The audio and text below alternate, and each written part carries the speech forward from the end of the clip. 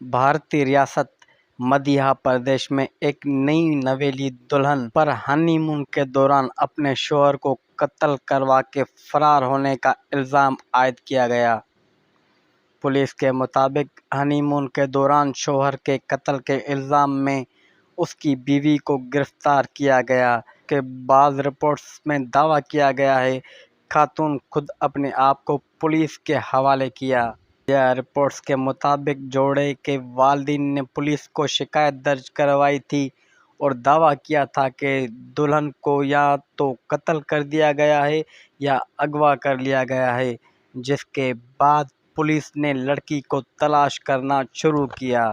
Police نے حال ہی میں دعویٰ کیا ہے کہ 25 سالہ سونم راگھونشی نے 30 سالہ شوہر راجا کے قتل کے لیے کرائے کے قاتل بھرتی کیے تھے۔ جوڑا شادی کے بعد ہنی مون پر شمالی مشرقی ریاست میگھالیہ گیا تھا۔ بھارتی میڈیا رپورٹس کے مطابق جوڑے کی شادی 11 مئی کو اندور میں ہوئی تھی۔ راجا کے بھائی نے اپنا بیان میں بتایا ان کی شادی 4 ماہ قبل ہوئی تھی۔ یہ ایک ارینج میرج تھی۔ دونوں بہت خوش تھے اور شادی سے پہلے یا بعد میں ان کے بیچ کوئی لڑائی جھگڑا نہیں ہوا تھا۔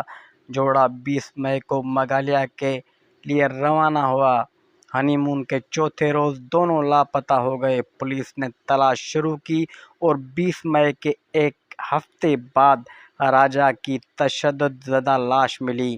اس کا گلا کاٹا گیا جبکہ اس کا والیٹ، سونے کی انگوٹھی اور چین لاپتہ تھی۔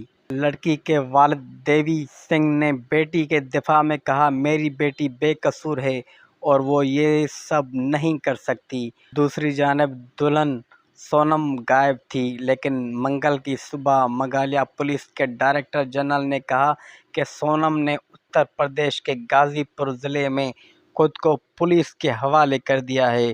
پولیس کے مطابق 3 دیگر مشتبہ افراد کو بھی رات گئے چھاپوں میں گرفتار کیا گیا۔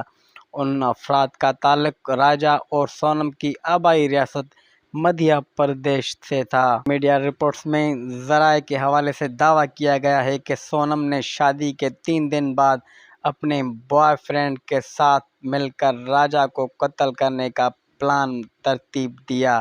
ذرائع کے مطابق سونم نے اپنے پریمی راجا کشوا کے ساتھ چیٹ میں اسے بتایا وہ اپنے شوہر کے ساتھ ازدواجی تعلق قائم نہیں کر سکتی اور نہ وہ اسے پسند کرتی ہے۔